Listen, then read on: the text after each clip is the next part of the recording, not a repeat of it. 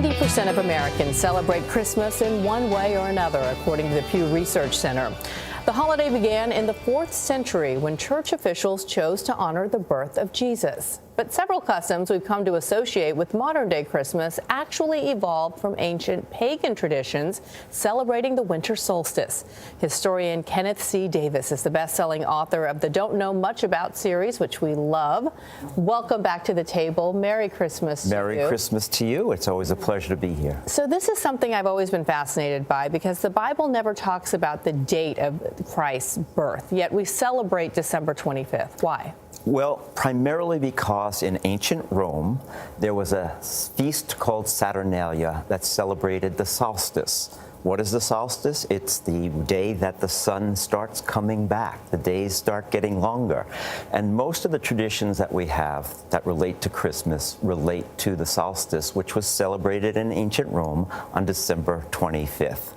So, when Christianity became the official religion, in a sense, in Rome, they were able to fix this date, which some scholars say may be earlier than that. There's a little discrepancy about it, but there's no question that the fact that it was celebrated in Rome as an important day with gift-giving, candle lighting, and singing and decorating houses really cemented Christmas as December 25th. You always say you don't know much according to your books, but do you know why we have a Christmas tree as opposed to a bunch of hydrangeas, which I think are really pretty? This is another puffy and pretty.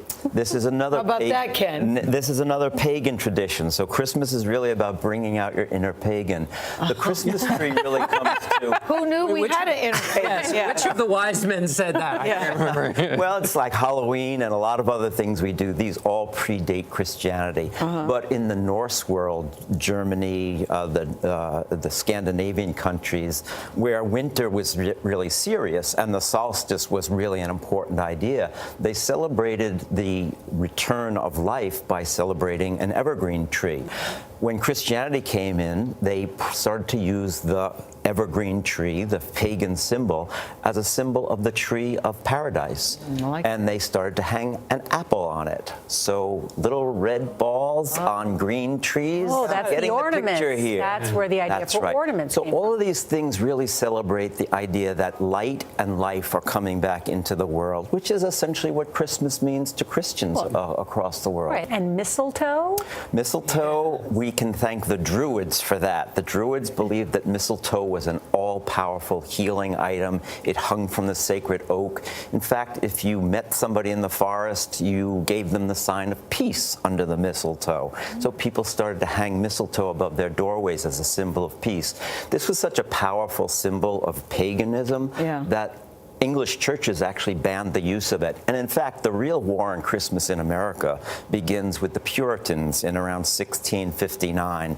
They knew all of these things, the date, the traditions were pagan ideas. The Puritans banned Christmas for about 20 years in America before the celebration became just too popular. You'll be glad to know all of your answers today were correct. You know a lot. You know a lot, Kenneth C. Davis. It's Our fact checker over here. Yes.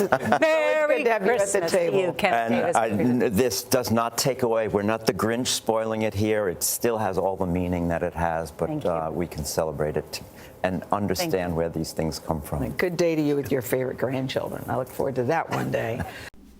That clip is from CBS Morning News from December 25th, 2018. They were interviewing Kenneth Davis, historian and author. He's the author of the Don't Know Much About books, is a series, apparently a series of books. I'm kind of intrigued to want to go get it. So we will share a link to that broadcast. It was found on YouTube, and his information. Hello, this is Gina. And this is Don. And we're with Focused Healthy Family. This is podcast number 33. And today we're talking about holidays. All kinds of holidays. But before we get into that, let's hear a word from our sponsor.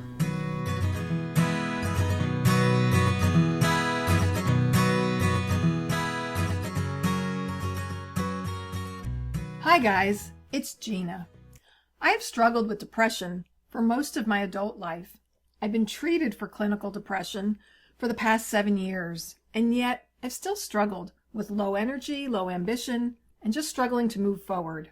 I'll wake up after 8 or 9 hours of sleep and still feel tired. I know the things that I need to do to improve my health, yet I haven't had the energy to do those things. Well, then I learned about Magic Mind and their 30-day challenge that they offer. So after some investigation, I decided to take the challenge. And after taking it for a week or two, I found that I was waking up feeling more rested. I wasn't craving the morning caffeine that I would typically drink in the morning to get me going. I was beginning to make choices like going outside to walk, which was helping me feel better and continued to help motivate me to do more of the things that I wanted to do. I don't take anything without first reading the ingredients and learning more about the product. Magic Mind is a 2-ounce drink and contains matcha, which is green tea extract. And we know that green tea contains L-theanine, which helps to reduce anxiety and stress. It's also been shown to increase focus and can boost immunity. The other ingredients in Magic Mind are adaptogens, nootropics, and honey. Forbes calls Magic Mind Silicon Valley's new morning elixir. If you'd like to try it, please go to www.magicmind.co/focusedhealthy. Our listeners can get 20% off your first order. Just use the code FOCUSEDHEALTHY20. You can also get 40% off your first subscription purchase. I want to invite you to take the challenge. Try Magic Mind, do more, and stress less.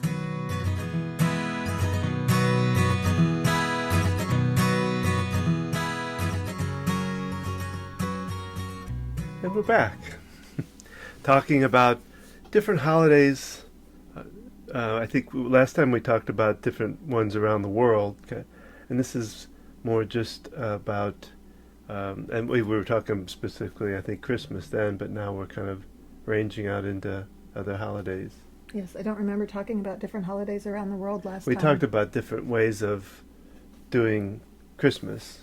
Oh, okay, not different holidays around the world. Well, yeah, but how they... Different places in the world, how they celebrate Christmas.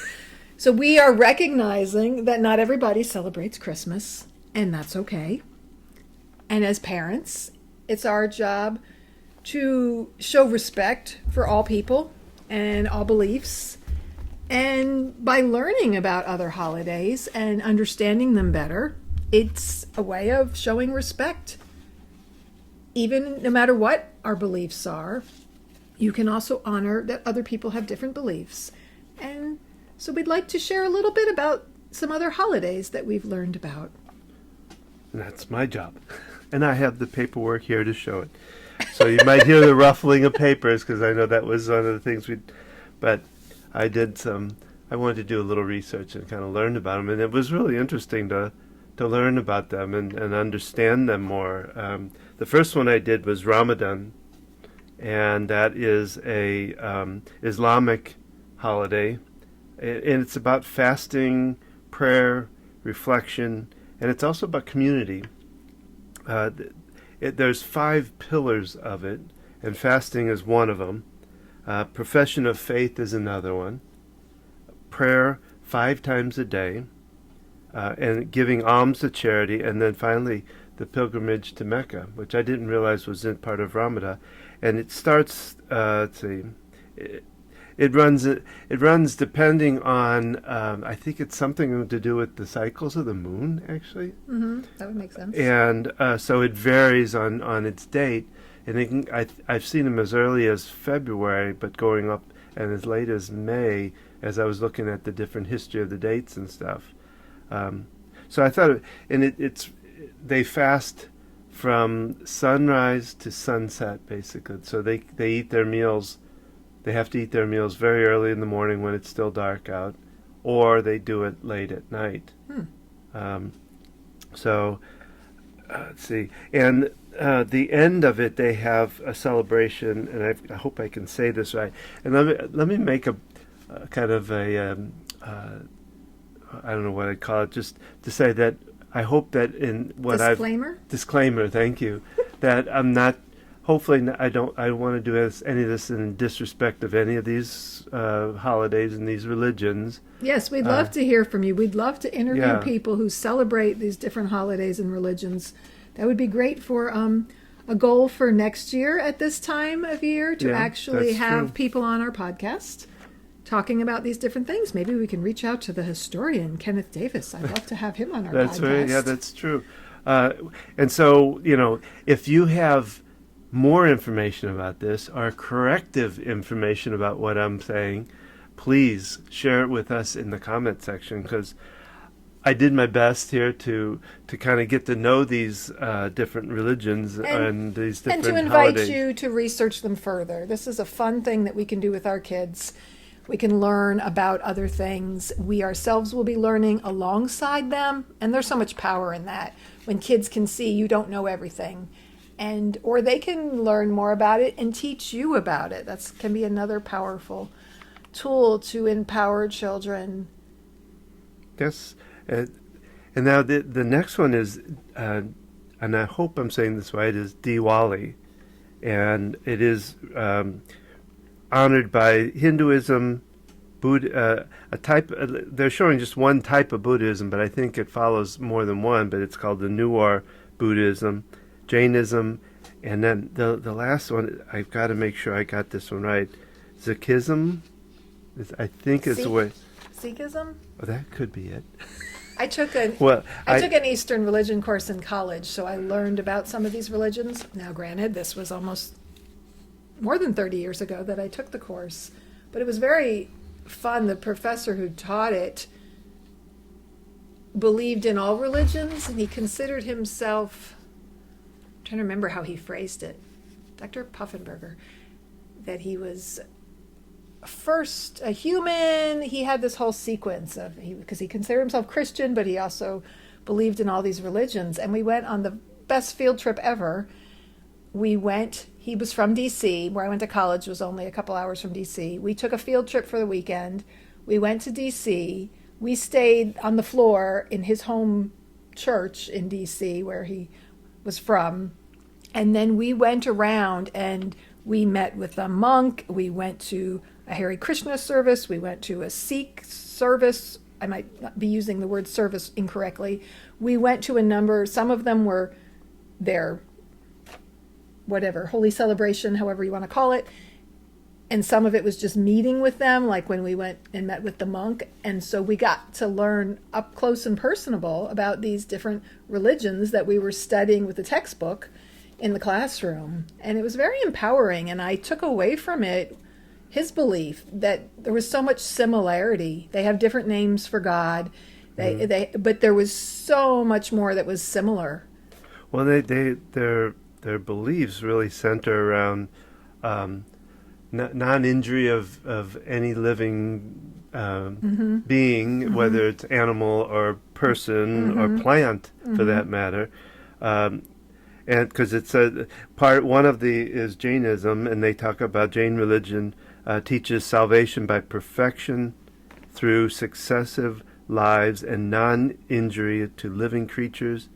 So they all kind of focus around that. There's slight differences between those different ones, Hinduism and Buddhism. Yeah, I remember learning a lot about Buddhism. But I just, it was interesting, and a lot of them believe, like Hindus believe in the doctrine of samsara, continuous cycle of life, death, and reincarnation, and then karma, the cause and effect, the way it states it. So in Diwali, they celebrate, it's actually called the Festival of Lights. Oh. And part of it is they light diyas, D-I-Y-A, which is an oil lamp. Okay. And then they decorate homes. They have festivals. They do shopping and fireworks and of course prayer that goes along with that. So, and then there's Hanukkah, and that's one I think most people at least know of, where they In the United States. well, yeah, probably. We could have listeners outside the United States. But I found out Hanukkah started back in the 2nd century. It was celebrating the rededication of the Second Temple of Jerusalem. Basically, the Jews had risen up against the Greek-Syrian oppression called the Maccabean revolt. We need to interview one of our Jewish friends who could. Yeah, and what was neat about it was that they were a very small group going up against a rather large, kind of almost a David and Goliath kind of thing, and they were victorious. They were able to recapture this and gain back their temple and that area around their temple. So Like Ukraine and Russia. yeah, kind of. That's right. Because it says, despite the vastly outnumbered, the Maccabees managed to recapture the Holy Temple. So the lighting the menorah. Thank you. There's nine candles. There are 8 are significant. The 9th is used for lighting the other ones. Mm-hmm. But I didn't know this. The 8 signifies. I think when the way I understand it is when they've got the temple back, they were able to light a candle, but they only had enough oil for one day, but it lasted for 8 days. It was kind of like kind of their belief of, I guess, like kind of like a miracle. They do spinning tops, because during their time of suppression with the Greek Syrian oppression, they called it, or dictatorship, they called it, they weren't allowed to practice the Torah. They weren't allowed to read it or practice it. So the kids, in order to learn the Torah, they made tops that they would spin and they'd play with, but they would use the tops while they're reading the Torah. That way the authorities would think they were playing. They weren't learning anything. Dreidel, right? That's A dreidel, yes. There's lots of Hanukkah songs out there. I've got Adam dreidel. Sandler in my head, and there are people who have brought more light to Hanukkah in the United States as compared to other religions. And they also have a thing with gold coins. They would give gold coins to their teachers. Parents would give it to the kids to give to their teachers for their teaching skills, and then also they at certain point they started to give the kids coins for their learning. So lots of interesting traditions and understanding where things come from, and when. Do you have the dates of when Hanukkah is celebrated? It starts I believe it starts, here again, I thought I had it written down. I want to say it starts the day after Christmas, the 26th. Am I wrong with that? I might be. I might be getting them mixed up. No, you're. That's Kwanzaa. It is wrong. Kwanzaa, yeah, that's exactly right. That was the next one I was going to talk. Yeah. So forget that. If you have the dates, let us know. I know it comes before Christmas. A lot of information I had to take in here. Yes, you're learning about a lot of different... Well, you bring up Kwanzaa, and that one I thought was really interesting, because it was started by an American black gentleman, Maulana Karenga, and it was started in 1966, and came off of the Watts riots of the 60s. Tell us about the Watts riots. Well, I don't. it was a. Let's see if it says it here. I'm trying to remember. You explained it to me earlier. Well, it was just a riot that went on in the 60s, but I'm trying to remember whether. Part of me wants to believe that it had to do with the, Martin Luther King dying, getting killed. Okay. And it came off of that, I think, but I didn't look that up, so I'll have to research that. Oh, okay. I guess I was talking with Lexi in the car about some other riots that happened, so maybe I'm mixing up stories. I'm really thinking that's what it was. And again, I apologize. Okay. I didn't research that. I just remembered someone explained a riot to me, but now I'm thinking it was the one she was telling me about. Well, it was interesting, his beliefs on some of this. He wanted to have a holiday specific to the African American population, and he also believed that as it's quoted here, you must have a cultural revolution before the violent revolution, which I thought was interesting. It kind of falls in line with Dr. King's belief in nonviolent, protests and all. And the Kwanzaa derives its name from Swahili phrase Matunda ya Kwanzaa, meaning first fruits, and it's a festival in South Africa where they celebrate the first harvest, I believe. And it also, I think, has some play with the solstice, the southern solstice, which I think this runs, like I say, after after Christmas. Theirs would be the reversed on the southern hemisphere, right? They would be, their summer is our winter. Yeah. So when we're having winter solstice, they're having summer solstice. Do I have that right? That would probably be right, because like I say, it was 26th of December. December. The day after Christmas. You were telling me a little bit about these riots, because I remember you saying that he felt Christmas was aimed for white Well, yeah, people. He believed Jesus was psychotic, and that Christianity was a white religion that black people should shun. So he had a little bit of a radical kind of thought about it. But it relates to intrinsic bias and his experience, and so. Well, I want to just kind of he based a lot of it on 7 principles. And Okay. so the first one is, and there's names these, but I can't pronounce them. But the first one is to strive for and to maintain unity in a family and community. Second one, to define and name ourselves as well as create and speak for ourselves. Mm-hmm. Third is to build and maintain our community together and make our brothers and sisters' problems our problems, to solve them together. Number 4 was to build and maintain our own stores, shops, and other businesses, and to profit from them together.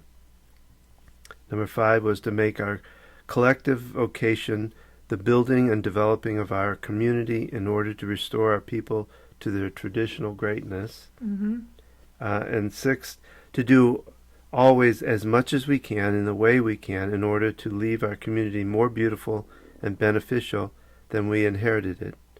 And finally, to believe with all our hearts in our people, our parents, our teachers, our leaders, and righteous and victory of our struggle. Yeah, I remember learning about Kwanzaa. I don't know if it was through Unity of Charlotte or through studies I did with the kids in our homeschool journey. We did a lot of different projects with our eclectic group of secular homeschoolers that we were part of. And one program? What's the word I'm looking for? You talking about TV programs? Yeah. Something that we did was we learned about different religions by going on field trips and visiting them. I forget which of the moms started this, but each of us set up. I remember going to the Quaker church. We went to a Hindu temple. We had members who actually were members there. I know we missed the Jewish temple because you were recovering from a heart attack. We went to a number of different places because I set up one at Unity of Charlotte, and for our kids to learn about these different religions. And the best way is to experience it, to go and talk to the people there.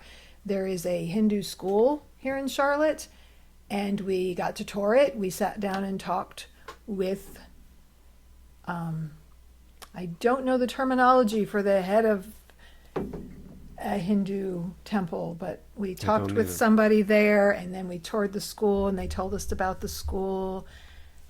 And so it was quite an experience because the classes were going on with the kids, and we're taking our young elementary, middle school age children to these experiences and opening up a conversation, a discussion about this with our children. And it's such an opportunity for us to embrace other people's differences and leading towards acceptance, because we must first understand people's differences. And we as parents need to be the ones to bring up these conversations. They learn so much by our example not to get political, but this is kind of where the division in the country comes from, is things get passed down. Stereotypes, belief systems, they get passed down from one generation to the next. And the only way to break that cycle is through knowledge and education. People fear what they don't understand. And in understanding the differences in people, that leads to more respect of people's differences, which leads to peace and harmony, and let's all sing Kumbaya and the Beatles or John Lennon's Imagine Together Now. And I mean that in all seriousness, that it's so important that we help change these cycles of hate and racism and attacking other people for their religious beliefs, their ethnicity, their backgrounds. And we can still hold on to our beliefs and not agree with the other religions, yet we can still have an acceptance for people who are different than us. Does that make sense? Yeah, yeah. So I invite you to think about that, no matter what your beliefs are, and where you're at with your journey, with your children, whether you attend a religious service, whether you are agnostic or atheist, or however you identify with beliefs or non-beliefs, is acceptance of other people and their differences, including those who are agnostic or atheist, that there's a place for all of us here. Well, and the fact that a lot of this started from, well, you know, the other thing I read, and I kind of just glanced at some stuff about pagan, and pagan really came from, I want to say it was the Puritans, but it was considered all other types of religion were considered pagans. Okay. It was just their belief from that theirs was kind of the right, and the others were, and I can't remember what the term pagan. Paganism is an actual belief system. Now, but the way it kind of got, the idea of it came about was from. I'm curious if that's how it came about, or if that's the Christian interpretation of paganism. Like I said, I should have kept That's that. okay. We can research that some more. I have a friend who identifies as pagan, and I know I learned a lot about that, much as Kenneth Davis was talking about, that many Christian traditions around Christmas, well, Christmas traditions, that doesn't have to be Christian, are centered around pagan traditions, and that overlap in that happened. And a lot of it was established well before Christianity was even formed. Right. And so when Christianity came about, they incorporated it. We've even heard interpretations of the Bible that Jesus was more likely born in the summertime, well, the summer months, and at the beach. They coincided. July and the beach. No. Coincided it with the solstice. There's information on that. There are books about that. Whether you believe it or not, there's a lot of information out there, and the connection with the solstice and the changes of the cycles. You mentioned the cycles of the moon with one of these, that a lot of things came about because of that. You know, when you think back, before we had clocks and calendars, that things are based on, our months are loosely based on moon cycles. So, on just a little bit lighter tone, Yes. Santa Claus. You know. Ho, ho, ho. So, let me ask you this: where do you think Santa Claus came from? I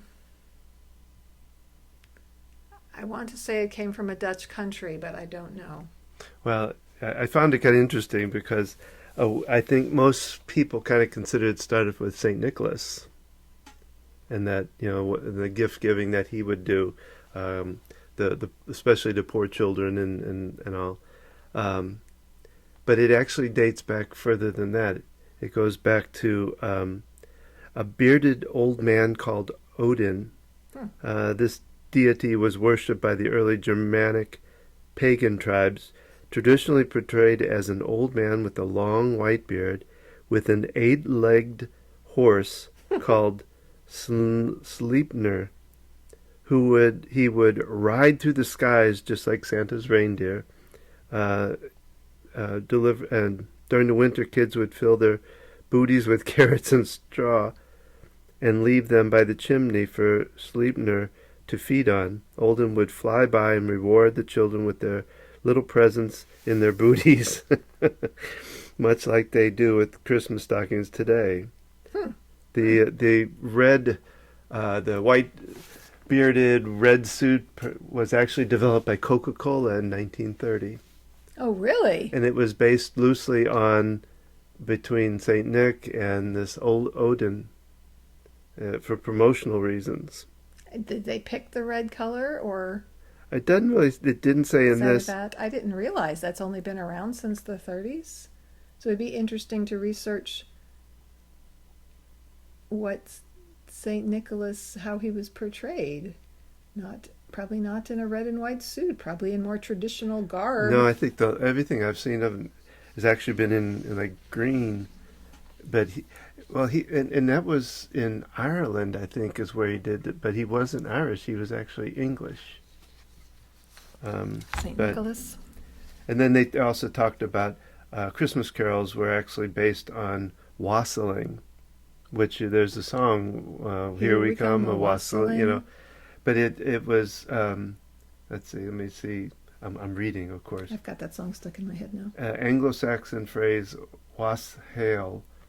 But every year, wassailers would roam through their villages in small groups, singing loudly with the aim of banishing evil spirits and wishing good health to those around them. That sounds like something I would do. Because I'm a wassailer. All the bad spirits. I'm known evil for spirits. turning anything people say into a song. I can pull up an old song lyric very quickly. So I'm going to now refer to myself as a wassailer. I'm banishing the evil spirits with my song. That's what I found so far. So, I mean, there's a lot. We didn't, there's a lot more to all of those, but it was just kind of And that's not an all-inclusive list of... We no. kind of focused around this time of year holidays, but we also wanted to cover some different religions, even though some of their holidays don't coincide with this time of year, which in the Northern Hemisphere is winter time, right? In the Southern Hemisphere of the world. Well, again, not to go like too political, but it's just... was it a couple of years ago where they started this idea that we were trying to get rid of the Merry Christmas, and when I think about it, I tend to use Happy Holidays with somebody because I want to respect whatever their beliefs is. Mm-hmm. If I know them well enough and I know that Christmas is celebrated by them, I will say Merry Christmas to them. I think I just use it as I see fit. I went to a PFLAG meeting yesterday, and they were talking about intrinsic bias. So we'll have to go into that in more detail in another podcast.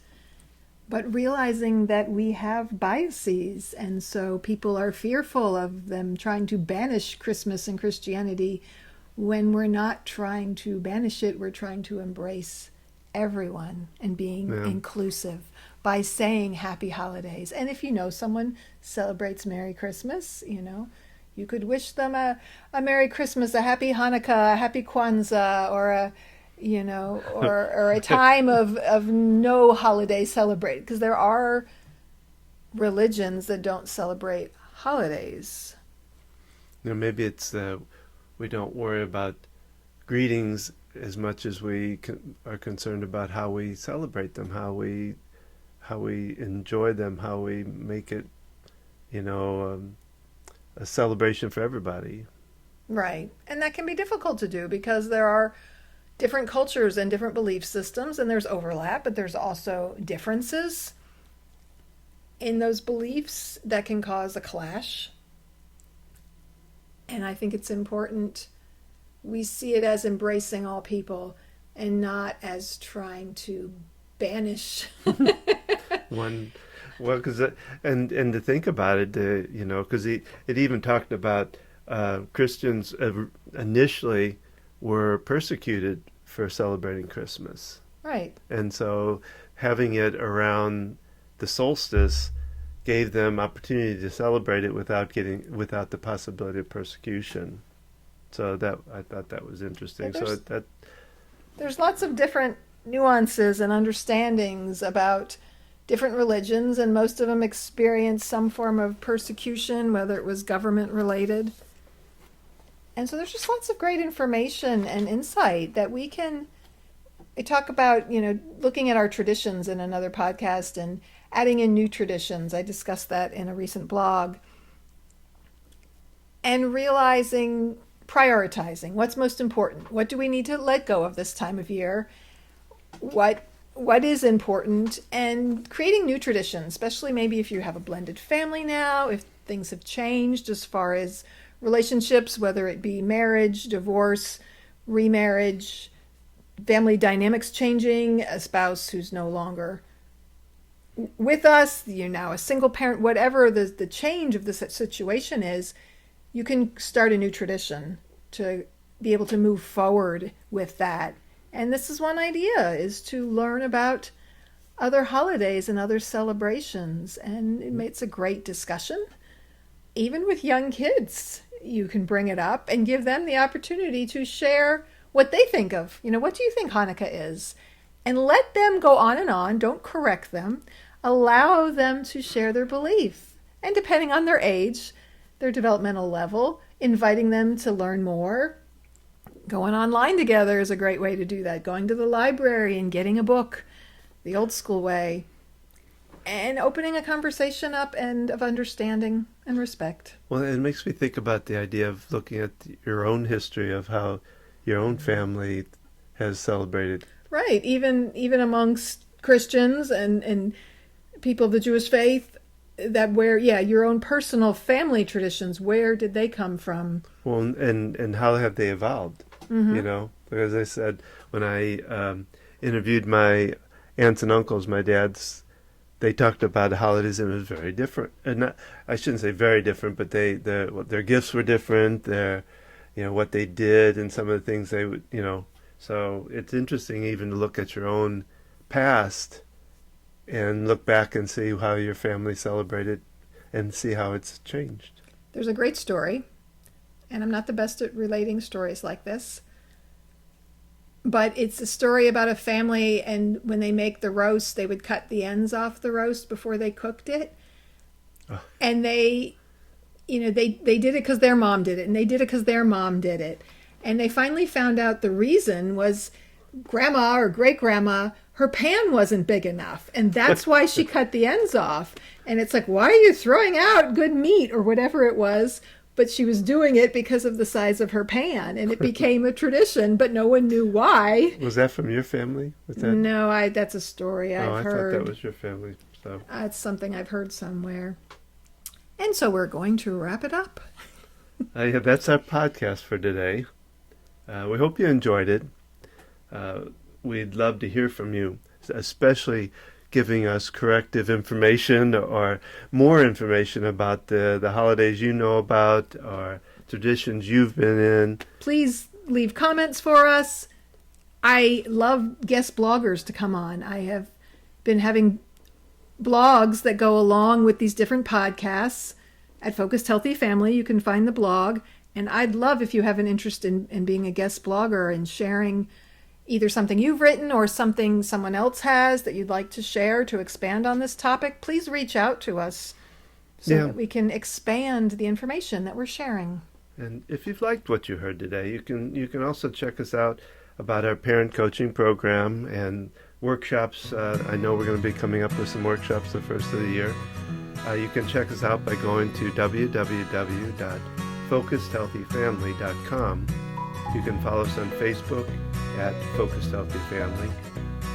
We got Instagram. Gina does Instagram at Gina at Focused Healthy Family.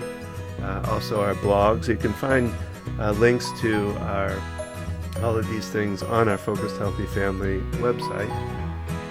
And since we're going to be coming through this at Christmas, I want to wish everyone a happy holiday for all their different holiday traditions. Or just a calm and peaceful December and transition to January and the new year. And remember, how you speak to your children shapes their future.